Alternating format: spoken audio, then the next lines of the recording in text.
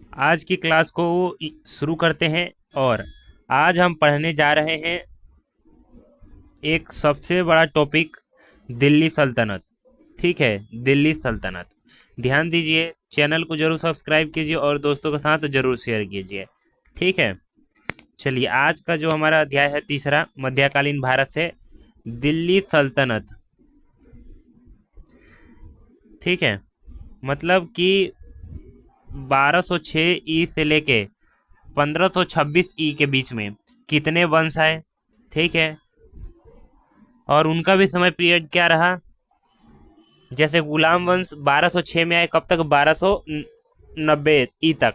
ठीक है, उसी प्रकार 1290 के बाद कौन से वंश आए, ठीक है, उनके बाद कौन से वंश आए, यही हमें दिल्ली सल्तनत में पढ़ना है। लगभग हमें चार, ठीक है, हमें चार वंश के बारे में पढ़ना है, जिसमें से हम पहला आज पढ़ेंगे गुलाम वंश, फिर अगली क्लास में पढ़ेंगे खिलजी वंश, फिर तुगलक वंश, ठीक है, फिर उसके बाद सैयद वंश, फिर लोधी वंश। ठीक है, दिल्ली सल्तनत में 1206 से लेके 526 ई तक लगभग पांच सल्तनत, ठीक है, पांच वंश के बारे में हमें पढ़ना है। कितना, पांच।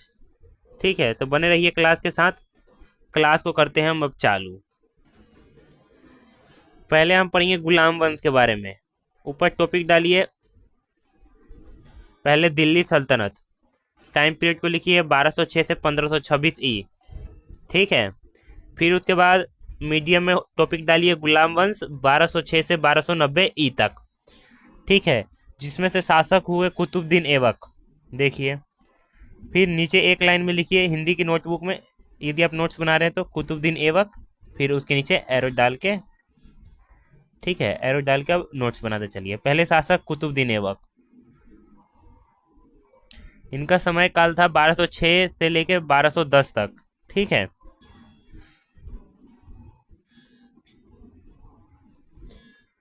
ऐबक को निशापुर के काजी फखरुद्दीन अब्दुल अजीज कूफी ने खरीदा था। देखिए, ऐबक को निशापुर के काजी फखरुद्दीन अब्दुल अजीज कूफी ने खरीदा था। ठीक है, लिख लीजिए, काजी के पुत्रों से गौरी ने ऐबक को खरीदा था। देखिए क्या लिखा है कि काजी के पुत्रों ने, काजी फखरुद्दीन के पुत्रों से गौरी ने ऐबक को खरीदा था। ठीक है, लिखते हुए चलिए, ऐबक को, देखिए, कुतुबुद्दीन ऐबक को किन अन्य नाम से जाना जाता है। एक, दो, तीन, चार। देखिए, चार उपनाम से भी जाना जाता है। पहला, लाख बखस, ठीक है, हातिम द्वितीय और कुरान खां और पील बखस। ठीक है, ये चार नाम है। इन चार नामों से कुतुबुद्दीन ऐबक को उपनाम से जाना जाता है। ठीक है, लिखते हुए चलिए, प्रोफेसर हबीबुल्लाह खान ने गुलाम वंश को ममुलक वंश की संज्ञा दी थी। लिख लीजिए कि किन्होंने गुलाम वंश को ममुलक वंश की संज्ञा दी थी, तो आप नाम लिख दीजिए। ठीक है, चलिए अगला क्या है। दिल्ली सल्तनत के अधिकांश शासक कौन सी जाति से थे, तो आप कहेंगे इलवारी तुर्क जाति के थे। ठीक है, कुतुब मीनार का निर्माण कार्य प्रारंभ कुतुबुद्दीन ऐबक ने किया था। देखिए, कुतुब मीनार में भी बहुत सारा प्रश्न बनेगा कि पहला मंजिल किन्होंने बनवाया, आरंभ किसने किया, कुतुब मीनार को संपन्न किसने पूरा बनवाया। ठीक है, तो इसमें लिखिए आप पहले, कुतुब मीनार का निर्माण कार्य प्रारंभ किसके द्वारा हुआ, तो कुतुबुद्दीन ऐबक ने किया था। ठीक है, इसे पूर्ण कराने का श्रेय, ठीक है, जैसे मैंने बोला, इसे पूर्ण कराने का श्रेय किसको जाता है, इल्तुतमिश को जाता है। ठीक है, दो बातें आपको नोट करना है, और किस प्रकार से प्रश्न पूछ रहा है आप उसको ध्यान दीजिएगा। पूछ देगी कुतुब मीनार का निर्माण कार्य प्रारंभ किसने किया, तब कहेंगे कुतुबुद्दीन ऐबक ने। इसे पूर्ण कराने का श्रेय किसको जाता है, तो इल्तुतमिश को जाता है। कुतुब मीनार की ऊंचाई 420 फीट, यानी इसे 73 मीटर भी कह सकते हैं, मीटर में देखा जाए तो और फीट में देखा जाए तो। कुतुबुद्दीन ऐबक और इल्तुतमिश दोनों कुतुबुद्दीन बख्तियार काकी के शिष्य थे। लिख लीजिए कि कुतुबुद्दीन ऐबक और इल्तुतमिश दोनों किसके शिष्य थे, ठीक है। इन्हीं सूफी संत के नाम पर कुतुब मीनार रखा गया था। और दूसरा ये लिखिए अगले में कि किनके नाम पर कुतुब मीनार का नाम रखा गया है, ठीक है। तो कुतुबुद्दीन ऐबक और इल्तुतमिश जिनके शिष्य थे उनके नाम पर कुतुब मीनार नाम रखा गया है, ठीक है, सूफी संत के नाम पर रखा गया है। अजमेर में स्थित 2.5 दिन का झोपड़ा, ये नोट कीजिए कि अजमेर में स्थित 2.5 दिन का झोपड़ा, ठीक है, कहाँ स्थित है, तो कहेंगे अजमेर में। 2.5 दिन का झोपड़ा कहाँ स्थित है, तो कहेंगे अजमेर में, ठीक है। पढ़िए आगे क्या लिखा है, अजमेर में स्थित 2.5 दिन का झोपड़ा के निर्माण कुतुबुद्दीन ऐबक ने करवाया, ठीक है। 2.5 दिन के झोपड़े का निर्माण किसने कराया, तो आप कहेंगे कुतुबुद्दीन ऐबक, ठीक है। दिल्ली में कुव्वत उल इस्लाम मस्जिद बनवाई किन्होंने, कुतुबुद्दीन ऐबक ने, ये भी नोट कीजिए।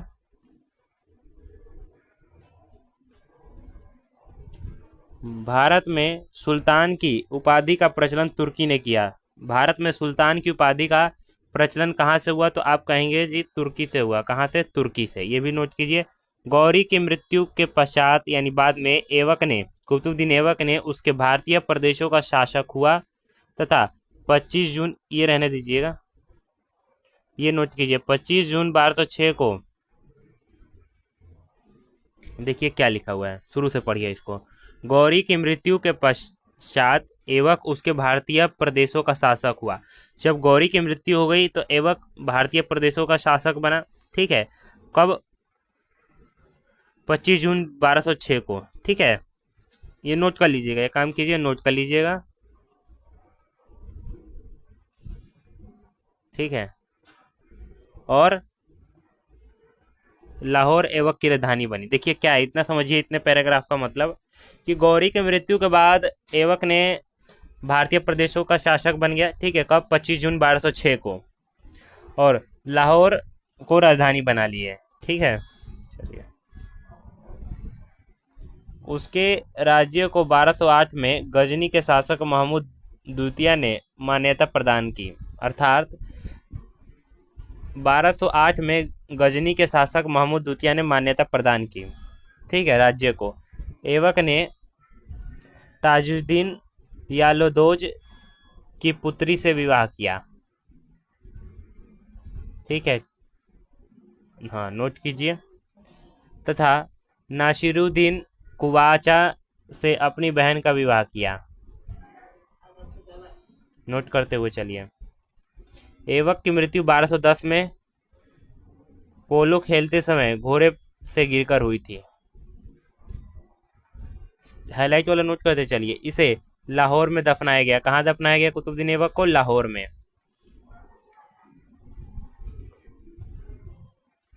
चलिए अगला है, ऐबक को 1208 में दासता से मुक्ति मिली थी। कुतुबुद्दीन ऐबक को दासता से मुक्ति कब मिली थी, 1208 में, ठीक है। गौरी के उत्तराधिकारी गयासुद्दीन से मुक्ति पत्र प्राप्त हुआ। ये मुक्ति पत्र कहाँ से प्राप्त हुआ, गौरी के उत्तराधिकारी गयासुद्दीन से मुक्ति पत्र प्राप्त हुआ, ठीक है। और दासता से मुक्ति कब मिली कुतुबुद्दीन ऐबक को, तो आप कहेंगे 1208 में। देखिए उसके ऊपर एक लाइन है, ध्यान दीजिए,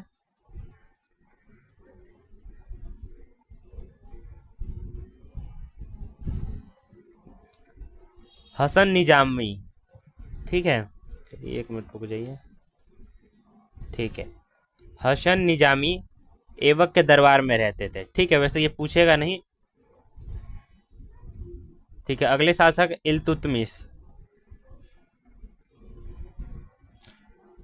अब जैसे आपने यहाँ कुतुबुद्दीन ऐबक लिखा होगा वैसे ही छोटा सा हेडिंग डालिए अब इल्तुतमिश, और टाइम पीरियड को लिखिए 1211 से लेकर 1236 ई तक, यानी 1211 में शासन गद्दी पर बैठे। इल्तुतमिश इलबारी तुर्क थे, ठीक है, क्या थे, तुर्क। सुल्तान बनने के समय वह बदायूं के सूबेदार थे, ठीक है। बनने से पहले वो क्या थे, बदायूं के सूबेदार, ठीक है। इल्तुतमिश ऐबक का दास था, इल्तुतमिश कुतुबुद्दीन ऐबक का दास था, ठीक है। ऐबक ने उसे गुजरात अभियान से लौटते समय खरीदा था। जब कुतुबुद्दीन ऐबक गुजरात अभियान से लौट रहे थे उसी समय इल्तुतमिश को खरीदा था। ठीक है, और ये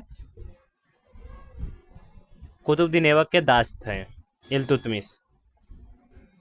खोखरों से युद्ध के दौरान उसकी प्रतिभा से प्रसन्न होकर 1205 में, किस युद्ध से प्रसन्न होके, खोखरों से युद्ध के दौरान, बस इतना याद रखिए कि युद्ध के दौरान प्रतिभा से प्रसन्न होकर, ठीक है, कला से प्रसन्न होकर, स्किल से प्रसन्न होकर, गुण से प्रसन्न होकर 1205 में गौरी ने ऐबक को उसे मुक्त करने का आदेश दिया था। ठीक है, गौरी ने ऐबक को उसे मुक्त करने का आदेश दिया था। ठीक है, इल्तुतमिश को सुल्तान के पद की स्वीकृति बगदाद के खलीफा अल मुंतशिर बिल्लाह से 1229 में मिली। नोट कीजिए कि इल्तुतमिश को सुल्तान के पद की स्वीकृति कहाँ से मिली और कब मिली। नोट कीजिए इसे। और क्या कहा जाता है, इसी चीज को आगे इज इक्वल टू का साइन देके ये वाला लाइन पूरा लिखिएगा। ये वाला कौन सा लाइन, ये वाला। इसे खिलत कहा गया है। क्या कहा गया है, इसे खिलत कहा गया है। ठीक है, दिल्ली सल्तनत का वास्तविक संस्थापक इल्तुतमिश को माना जाता है। दिल्ली सल्तनत का वास्तविक संस्थापक किसे माना जाता है, तो आप कहेंगे इल्तुतमिश को। इल्तुतमिश प्रथम शासक था या जिसने सर्वप्रथम स्थायी सेना का गठन किया। उस शासक का या उस प्रथम शासक का नाम बताइए जिसने सर्वप्रथम स्थायी सेना का गठन किया था, तो आप कहेंगे इल्तुतमिश। शुद्ध अरबी भाषा में सिक्के जारी करने वाला दिल्ली सल्तनत का प्रथम शासक इल्तुतमिश या इसने जीतल टका सिक्के जारी किए। देखिए दूसरा प्रश्न इस प्रकार पूछेगा कि शुद्ध अरबी भाषा में सिक्के जारी करने वाला दिल्ली सल्तनत का प्रथम शासक, तो आप क्या कहेंगे, इल्तुतमिश। ठीक है, चलिए। इकता प्रथा को इल्तुतमिश ने शुरू किया। ठीक है, नोट करिए कि इकता प्रथा को किसने शुरू किया, दिल्ली सल्तनत के शासक इल्तुतमिश ने। ठीक है, अगला है तुर्कान ए चहलगानी विभाग का गठन इल्तुतमिश ने किया। इस विभाग का गठन किसने किया, तो आप कहेंगे इल्तुतमिश ने किया।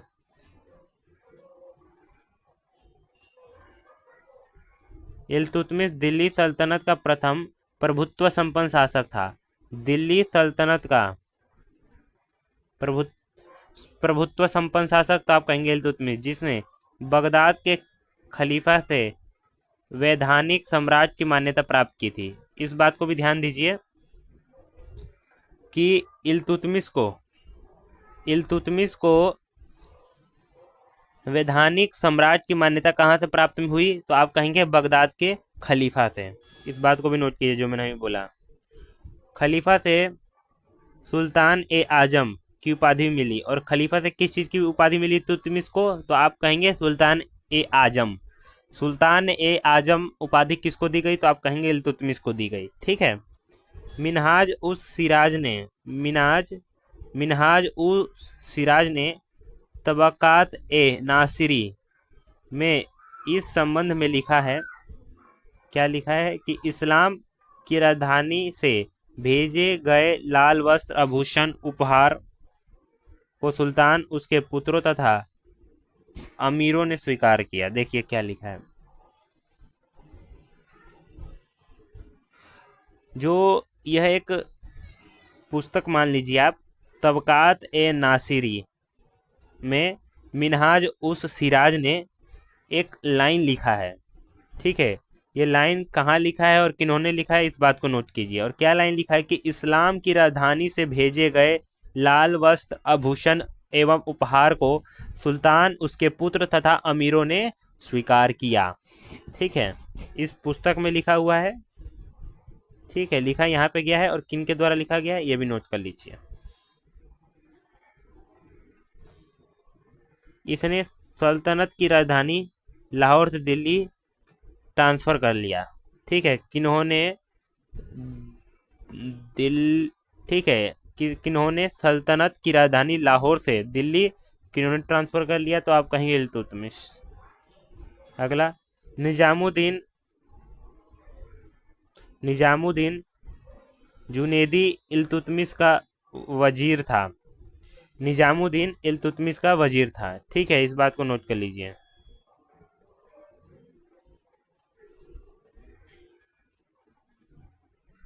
अगला है, इल्तुतमिश के समय में चंगेज खां के नेतृत्व में मंगोल आक्रमण का खतरा उत्पन्न हुआ था। देखिए, इल्तुतमिश के समय में चंगेज खां के नेतृत्व में मंगोल आक्रमण का खतरा उत्पन्न हुआ। इतना बात का ध्यान रखिए कि इल्तुतमिश के समय में, ठीक है, मंगोल में चंगेज खां थे। इस बात को बस इतना ध्यान रखिए।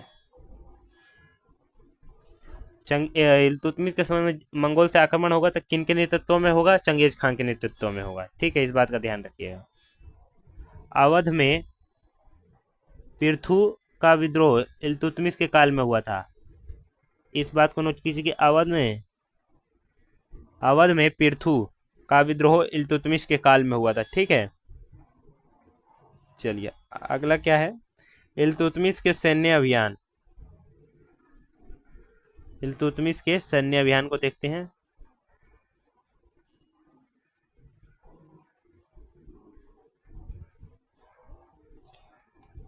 देखिए क्या लिखा है।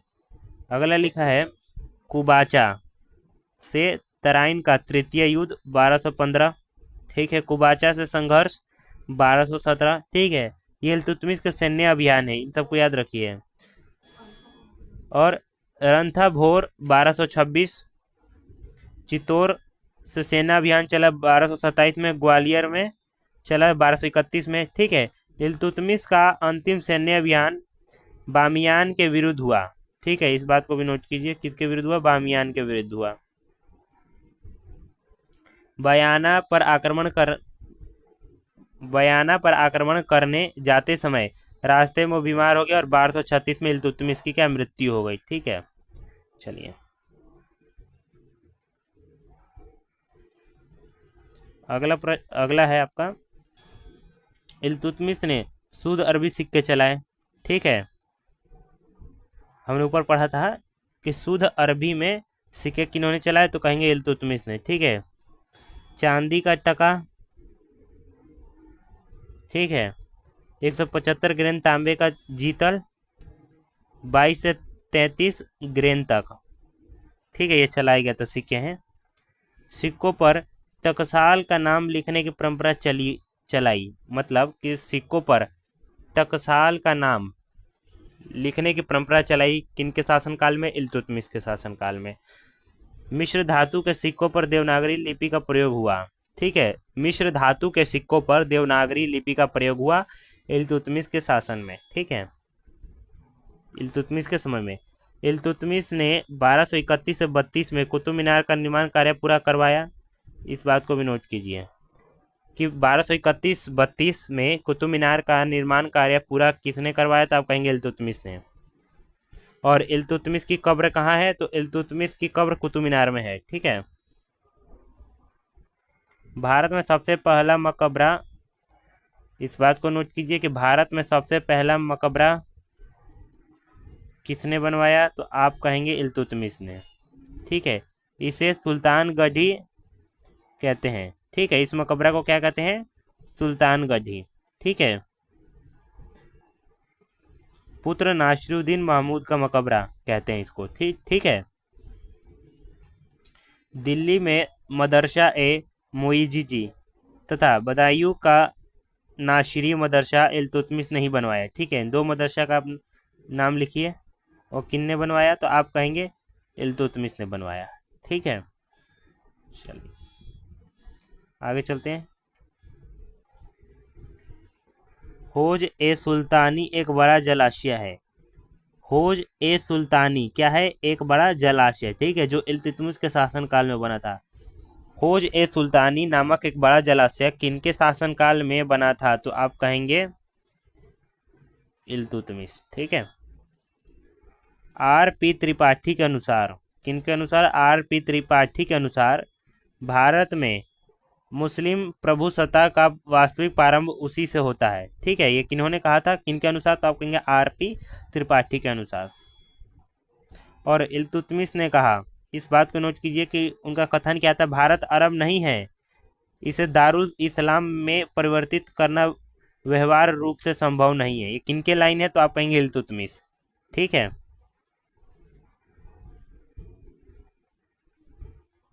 इल्तुतमिश के काल में प्रांतीय सेना को क्या कहा जाता था? अगला नोट में ये लिखिए, इल्तुतमिश के काल में प्रांतीय सेना को क्या कहा जाता था? हशम ए अतरक। हशम ए अतरक कहा जाता था। किसको? तो आप कहेंगे इल्तुतमिश के शासनकाल में प्रांतीय सेना को हशम ए अतरक कहा जाता था। ठीक है। इल्तुतमिश के पुत्र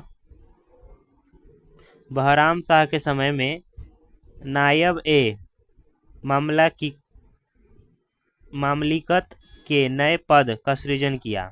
देखिए, किनके शासनकाल में, किनके समय में नायब ए ममलालिकत के नए पद का सृजन किया गया? आप कहेंगे इल्तुतमिश के पुत्र बहराम शाह के समय में। ठीक है। तुर्क सरदारों ने, ठीक है, तुर्क सरदारों ने सुल्तान की शक्ति सीमित करने के लिए इस पद का सृजन किया था। जो ये पद है नायब ए, जो ये पद है, ठीक है, ये क्यों बनाया गया? तो इस पद से सुल्तान की शक्ति सीमित करने के लिए यह पद का सृजन किया गया, यानी बनाया गया। ठीक है। नायब के पद पर रहने वाला प्रथम व्यक्ति एतगिन था। नायब के पद पर, जो ये नायब पद है, ठीक है, इसमें ध्यान रखिए कि ये पद किसने बनाया? तो आप कहेंगे तुर्क सरदारों ने सुल्तान की शक्ति सीमित करने के लिए इस पद का सृजन किया। और नायब के पद पर रहने वाला प्रथम व्यक्ति का नाम बताइए? तो आप कहेंगे एतगिन। ठीक है। चलिए आगे देखते हैं। इल्तुतमिश का मानक सिक्का टका था। ठीक है। इल्तुतमिश का मानक सिक्का टका था। चांदी के टके का वजन कितना होता था? इल्तुतमिश के टाइम पे 175 ग्रेन होता था। ठीक है। इसने मिश्रित धातु का एक सिक्का विलन चलाया जो चांदी तथा तांबे का मिश्रण था। देखिए क्या याद रखना है, इल्तुतमिश का मानक सिक्का टका था।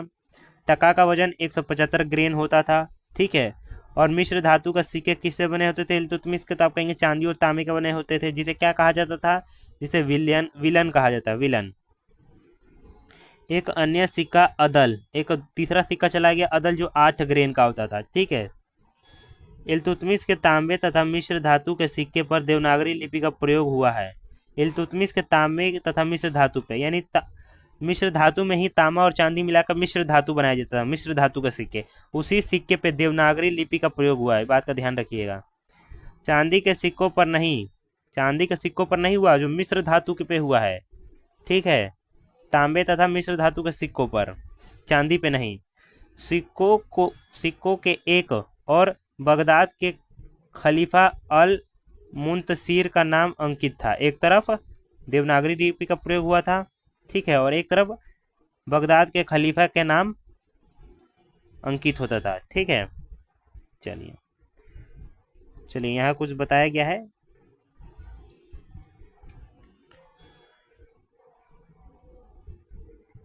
एक टका, ठीक है, टका क्या होता था? तो आप कहेंगे इल्तुतमिश का मानक सिक्का टका था। ठीक है।